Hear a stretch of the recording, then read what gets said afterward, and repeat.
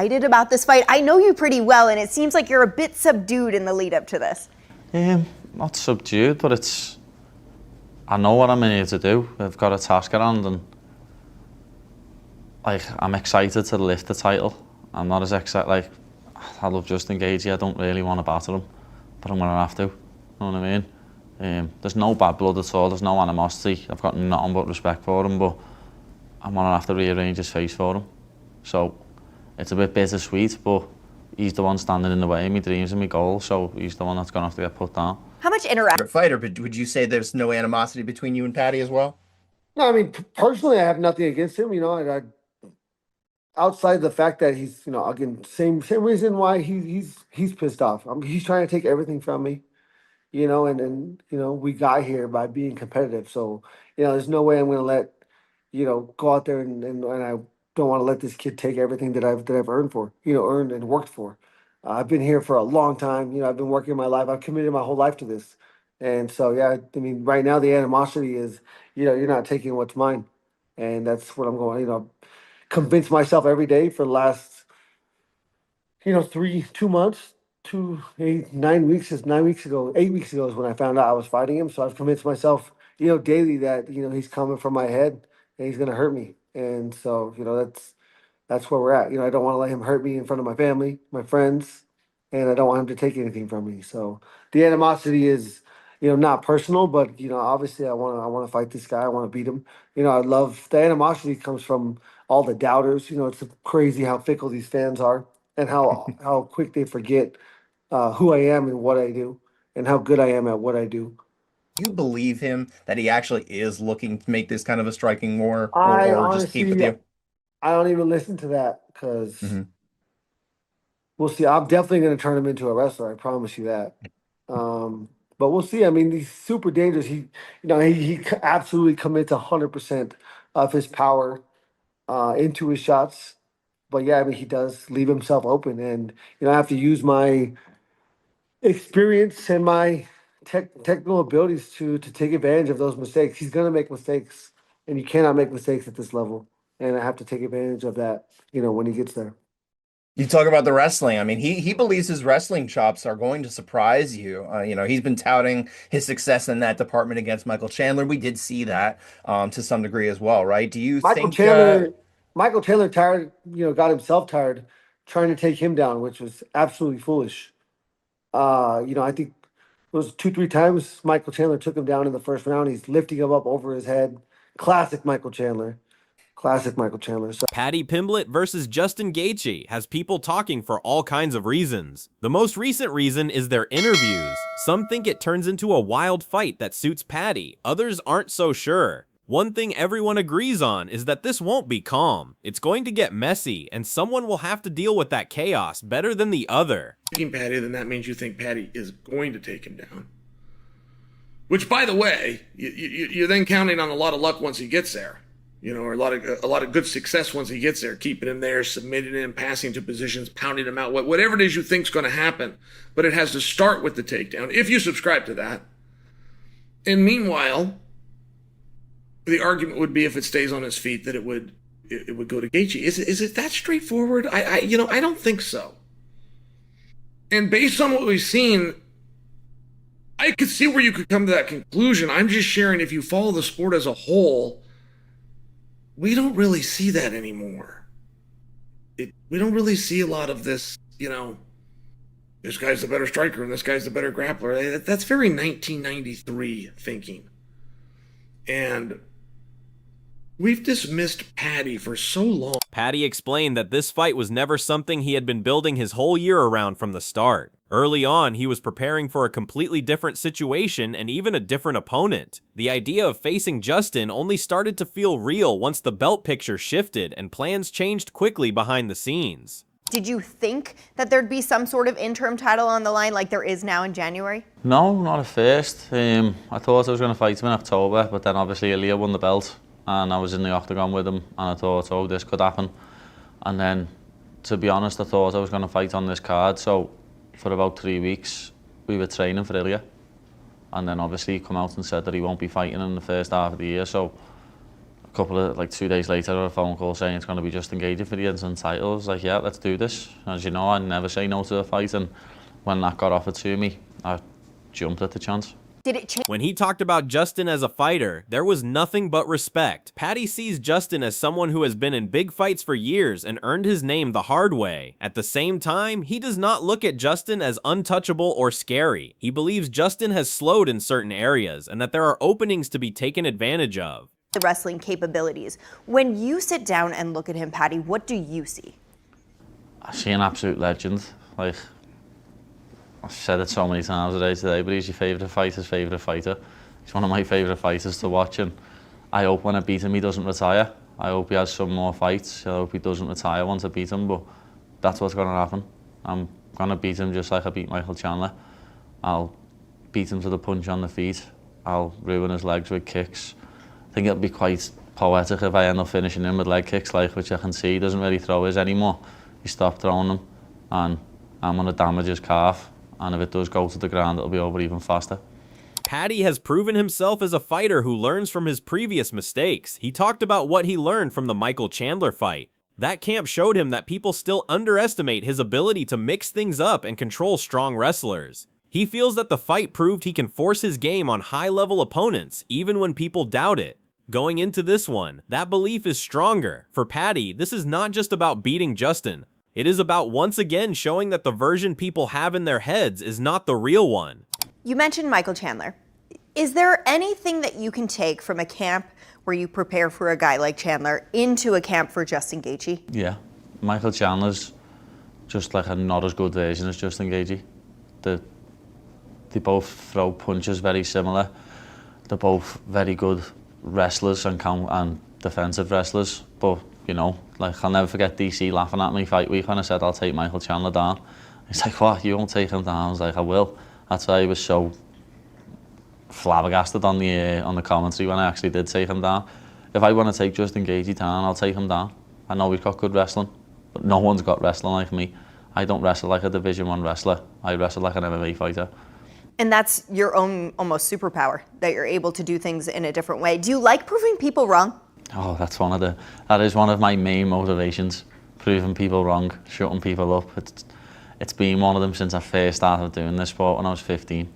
So then, Justin Gaethje is also around the town nowadays, giving back-to-back interviews. When it comes to Paddy earning the shot, Justin did not dismiss him as a competent opponent. He acknowledged that Paddy has done things that people notice, especially finishing Chandler, something Justin himself had not done. At the same time, he explained why timing and reliability matter at the top level. He pointed out that missed opportunities, weight issues, and chaotic moments can harm a fighter's standing, regardless of their talent. I mean, ultimately, I have to say, yeah, I mean, we're here. You know, he's done some great things.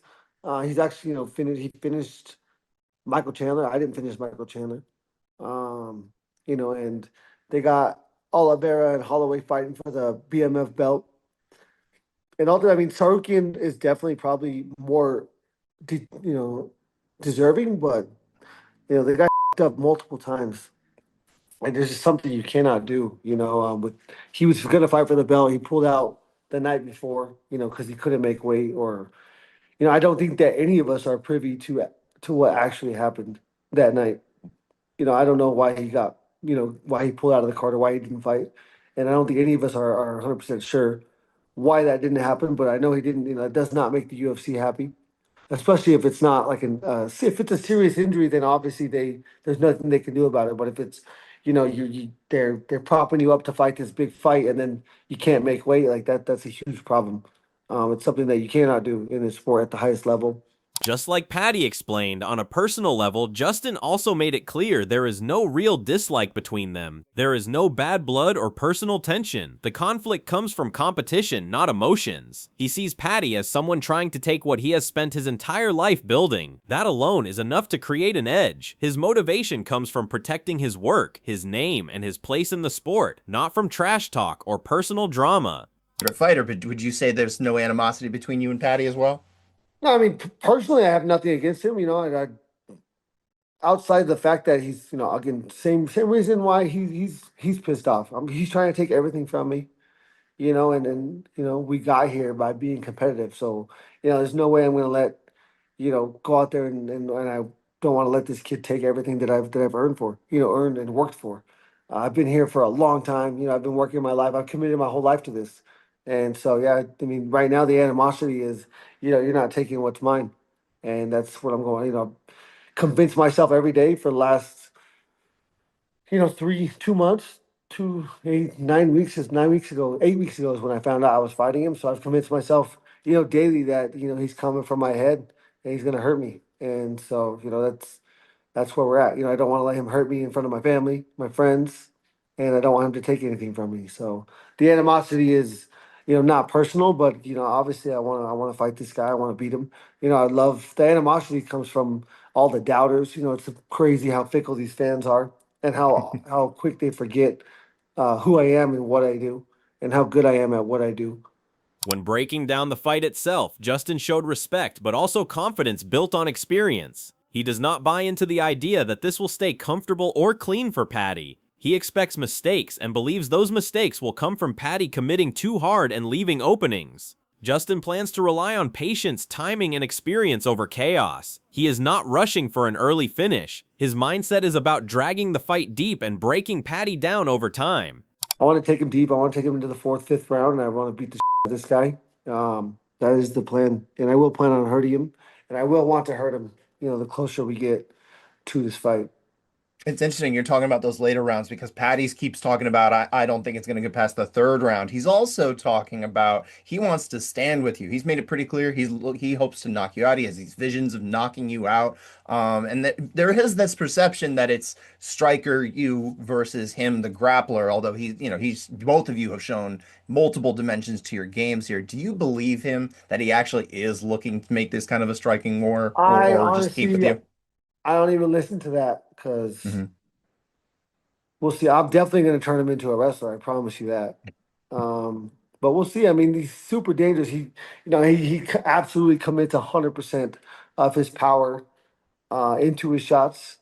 But yeah, I mean, he does leave himself open, and I have to use my experience and my technical abilities to take advantage of those mistakes. He's going to make mistakes, and you cannot make mistakes at this level.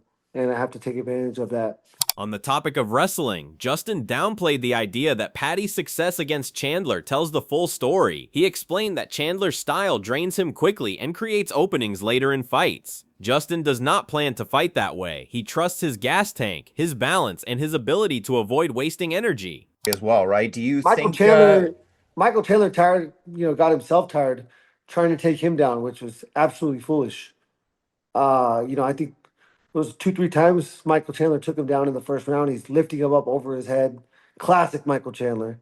Classic Michael Chandler. So yeah, I mean, once Chandler's past the first round, especially when he tries to wrestle the whole first round, pretty much anybody that's in shape can take him down. The guy gets really tired. Wrestling is tiring, and his wrestling is very tiring. He's very explosive guy, and he's constantly lifting people above his head. And yeah, it's a lot of waste of energy. So that was a tough position for himself to put himself in. I won't be doing that. We'll see. We'll see. I mean, he can say whatever he wants. This is 25 minutes in time. Chalon spent a lot of time breaking down the idea that Paddy is being sold as this strange, uncopyable fighter, and he clearly does not see it that way. From his point of view, Paddy looks like someone who is solid at many things, but not someone doing anything so different that it throws a veteran off. Chalon's angle was simple. At this level, fighters have already seen most styles, and nothing about Paddy jumps out as something Justin would need to panic over or rebuild a camp around. He also pushed back on how people talk about the striking in this matchup. Instead of saying Paddy should never stand with Justin, Chael questioned why people speak in absolutes. Fights do not follow clean rules anymore. Just because someone is known for power does not mean the other guy cannot survive or even compete there. Chael's point was not that Paddy is better on the feet, but that writing him off completely is lazy thinking and ignores how often fights go against expectations. Beneil Darius looked at the odds in a very practical way and didn't treat them like some kind of disrespect toward Justin. The way he sees it, this is more about timing than talent. Justin is later in his career, and at lightweight, that usually shows up fast. Paddy, on the other hand, is still moving forward, still filling in gaps, and people don't really know how good he can become yet. Where Benail seemed more hesitant about Justin was when he talked about matchups, not names. Most of Justin's biggest wins came in fights that stayed upright and turned into wars on the feet. When things shift toward grappling heavy pressure, the results haven't been as strong. Paddy brings that kind of threat, and even if he's not perfect, he's willing to push the fight into those messy areas. Colby Covington didn't really buy into Paddy being the favorite for skill reasons. The way he framed it, if Paddy wins, it says more about where Justin is at now than how good Paddy actually is. His focus was on the damage Justin has taken over the years, the long run of wars, and that brutal knockout loss that still hangs over him. At the same time, he made it clear that this isn't some free night because Justin knows what's on the line and won't just roll over. Colby seemed to think the pressure is actually on Paddy, especially since Paddy usually needs wrestling control to get comfortable and make things work. He also hinted that the whole setup feels like the UFC trying to fast-track a new star, which makes the matchup tricky to read. Arman Tsarukyan also gave his opinion and was very clear about who he wanted to win. He's leaning toward Justin because at this stage of his own career, that choice just makes sense to him. Justin represents someone who is going to show up for the fight rather than duck out of it. He did not question Paddy's confidence, but he clearly questioned his intentions. The idea was that if Paddy wins, he would not rush into a fight with someone like Arman. Arman made it sound like Paddy would rather protect his position than test himself against the hardest matchup. So his pick for Justin was tied to respect and realism, not style or technique. Listening to those first two interviews, it's clear they're not coming into this fight the same way. Paddy sounds comfortable, like he expects this moment and feels ready for it. Justin sounds locked in, like he knows exactly what's at stake and isn't taking anything lightly. That contrast alone tells you how this fight might play out. Confidence versus urgency, belief versus experience. Once they step in there, the talking stops and we get real answers. Let us know in the comments below who you've got winning this fight.